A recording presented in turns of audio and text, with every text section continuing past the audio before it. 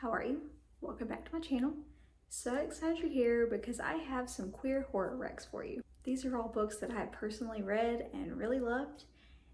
I probably have more, but I didn't want to talk about ones that I've already talked to death. So I narrowed it down to just a few. Plus I didn't want the video to be too long. Anyways, let's get to it. First one is Gig of the Damned by Freak. You've heard me talk about this author, I know you have. So you really can't go wrong. Anything by this author is gonna be gay AF, as they all say on the cover. It says bloody AF, violent AF, gay AF. I think all of his books say that. So you really can't go wrong with anything by him. But this one was the very first book I ever read by him. I won it in an art giveaway, and I won an advanced reader's copy. It had the strap across the cover in a giveaway. And that's how I discovered him. So glad that I did. And as soon as I read it, I immediately went and bought the official cover, the official title, because I just knew I had to have it. I was obsessed. I was obsessed with the writing. He has such a fun sense of humor, and his characters are so fun and over the top. This is a slasher, and the main character is a drag queen named Gamble Donafart. And she's getting ready for a drag queen pageant called the Tricked and Treated Pageant. Unfortunately, all the drag queens are being offed one by one in really horrific ways. And I mean, these kills are so original and so epic and over the top. They are so good, so freaking good. After all, there can only be one queen. There can only be one queen, only one winner. And you don't know who is the killer this whole time. You have no idea who is doing the killing. And yeah, this cover is really amazing. Everybody's really competitive. They all really want to win the pageant, and you're trying to figure out who is the killer. This is really epic, really over the top. The characters are over the top. They have really vivid personalities, really big personalities, to the point they came to life. I could almost see them as I was reading. They were almost right here, you know? I could see them, I could hear them. They all had their unique voices, and I just loved it so much. I loved it. On top of the drag show and the drag pageant that everybody's getting ready for and the kills, there's also a backstory. Gamble Donafart, whenever she's not in drag, the name is Antonio. And Antonio, you're going back, there are chapters on his backstory whenever he was a kid. And so there's commentary on, you know, growing up queer and being in school and dealing with bullies and all of that. So you do have a lot of commentary on that, and it is heartbreaking. There are some heartbreaking moments too. So there's that dual timeline and the backstory there and all that. Really excellent. Really, really fun characters. Really epic kills. You have that classic Freak sense of humor that I've told you about. Freaking love this so much. Really great. Next up, we have You've Lost a Lot of Blood by Eric LaRocca. This is so weird. One of the most bizarre books I've ever read. Really, really hard to explain, actually. It's very obscure. And it may not be for everybody if the reviews or anything to say about it, but I personally loved it and gave it 5 stars. I thought it was really good and very original. So I'm gonna do my best to explain it. I would say go into this knowing as little as possible. I'm gonna tell you a little about it, but I'm not gonna tell you a lot, because I think you should go into this knowing very little. There are a couple of things going on here. It's like a novella within a novel. First of all, you're following this guy, Martyr Black, and you have these kind of conversations between him and his partner, his boyfriend. Like, there are poems, there are these voice memos, there's dialogue, there's all these different things. So you have chapters on that. And then there are these other chapters of this novella that he had published. And then the novella is about a woman who is a software developer. And she's going to this mansion in the middle of nowhere with her kid brother to work on a new video game. And things go awry pretty quickly with this video game and with this mansion.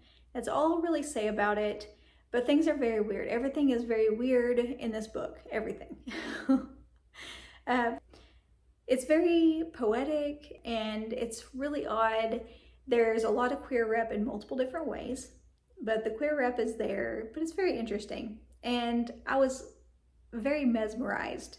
I would say Eric LaRocca's writing style is very mesmerizing, and I actually would love to read more by this author, and I need to actually get on that. So, but yeah, really loved this.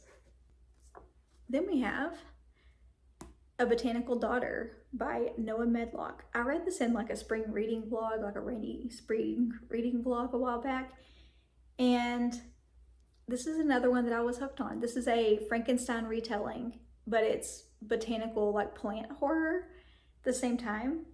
And this is another weird one. A lot of these are going to be weird, but that's okay. But yeah, anyways, this is plant horror, and there are multiple different ways this is queer rep as well. This is set in Victorian England, and we have Simon and Gregor. Simon and Gregor are a gay couple, and in this time, gay couples they're not accepted.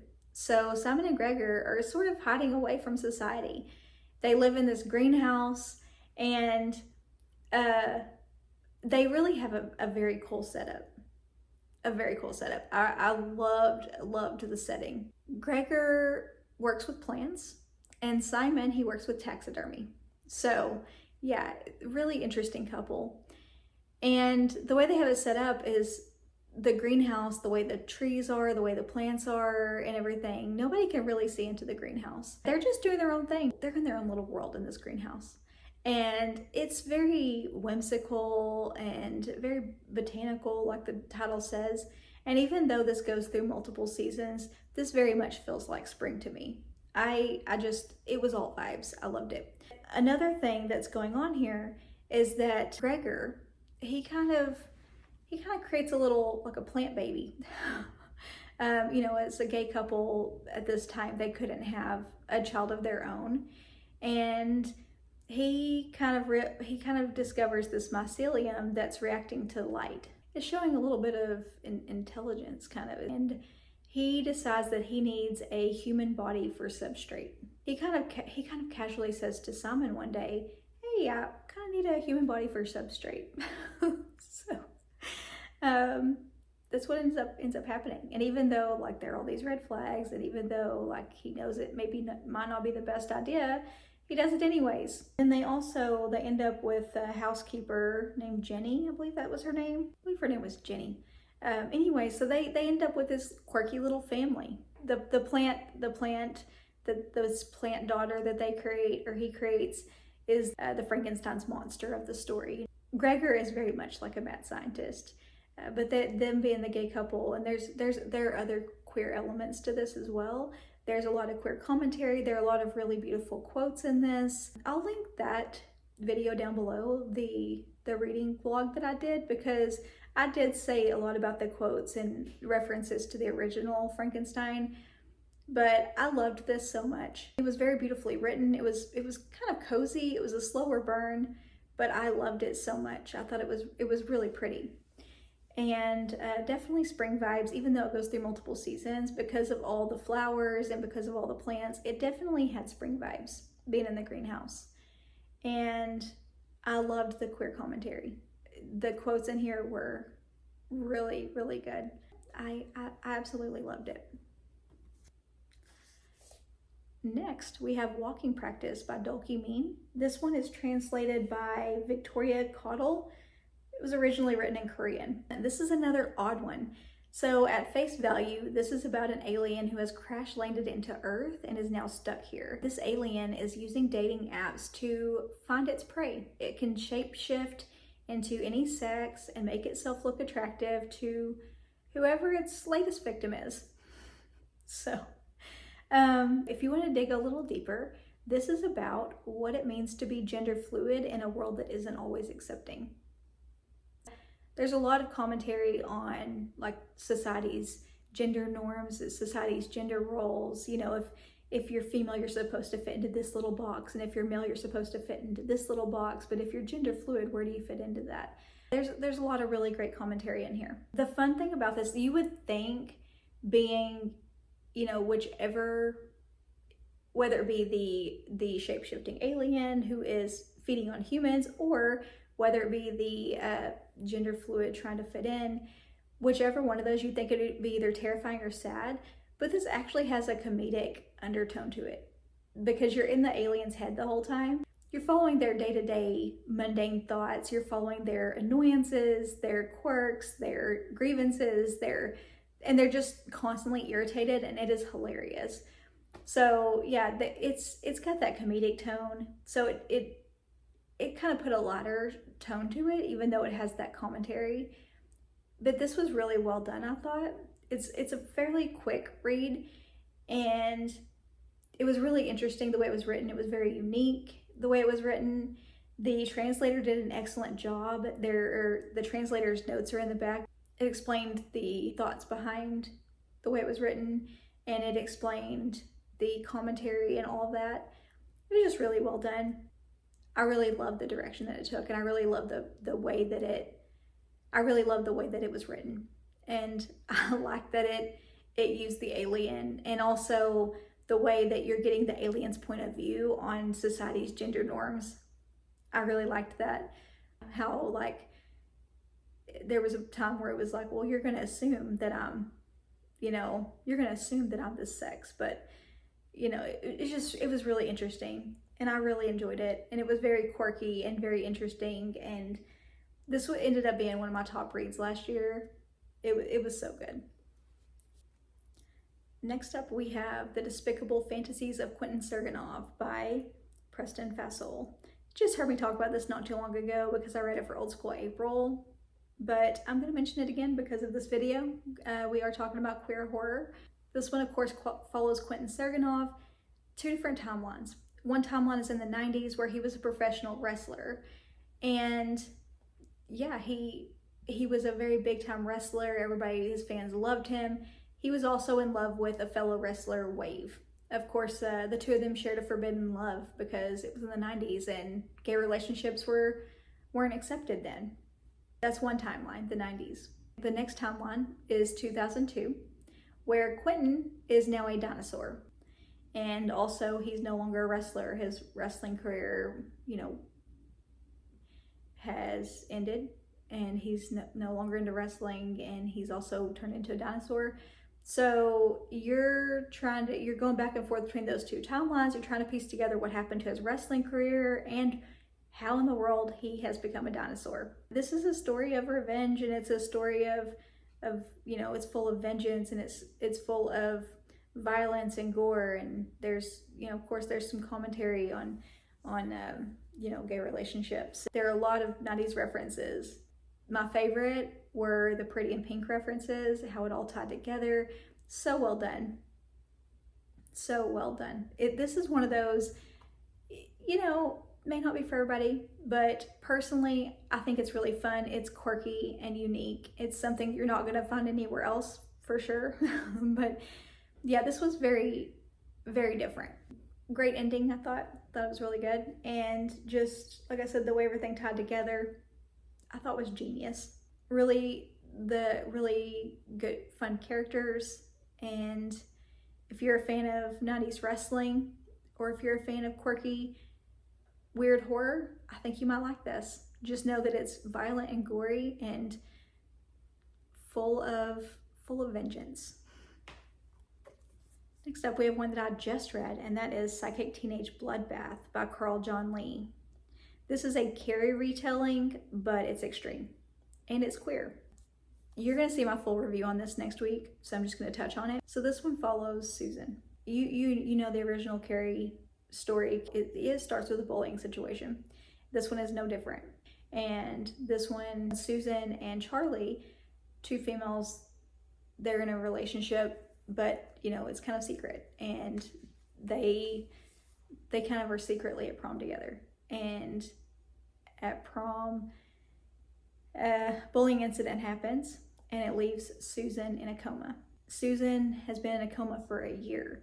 Well, she's been trapped in her own mind, and she kind of discovers some skills, and she decides to use those skills for revenge. That's all I'll say about it. This is This is extreme horror, so it's very violent, it's very gory.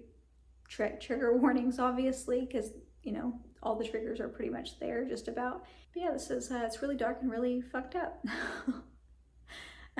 This took turns I didn't expect, and this went farther than I expected. I knew it was extreme horror. It went places that I did not expect it to go. I'm actually reading part 2 in June, so I'm really curious to see where part 2 goes. But yeah, I will have my full review up next week.